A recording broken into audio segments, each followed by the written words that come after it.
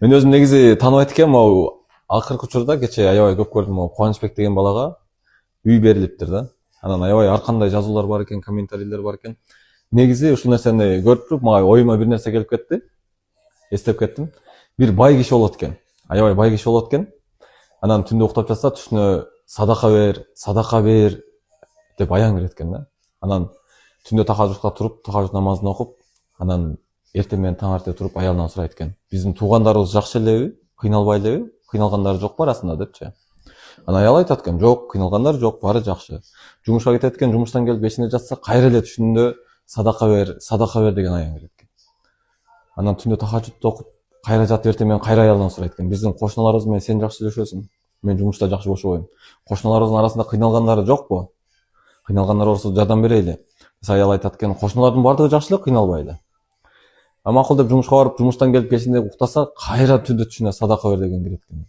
Анан тура калды деп чочуп, кайра даарат алып, жанында мечит бар экен, мечитке барып тахажжуд окуйн десе, тахажжудта бирөө аябай ыйлап дуа кылып сурандат экен да. Анан жана тахажжуд окуп бүткөндөн кийин жана кишиге келип, кечирип коюңуз, мен сиздин дуаңызды уктум, мен сизге жардам берейин, бүт муктаждыктарыңыздарды чечип берейин.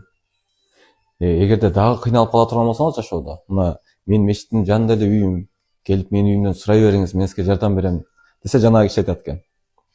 Түнкү саат 3-тө сени уйкудан ойготуп, тахажжудка тургузуп, мечитке чейин бастырып келип, мага жардам берип жаткан Аллах турганда, мен сенден келип жардам сураймынбы деген экен. Ошонун сыңарындай ар бир нерсе баягы Алладан болот.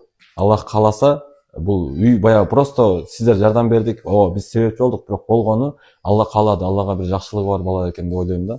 Ошондуктан айтайын деген нерсем, баягы биз адамдар жөн эле себепчибиз.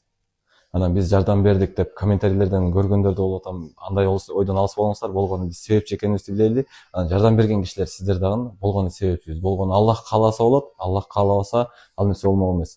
Анан бир үй алды, үйү кут болсун. Жөн эле аны кайра талкуу кылып, кайра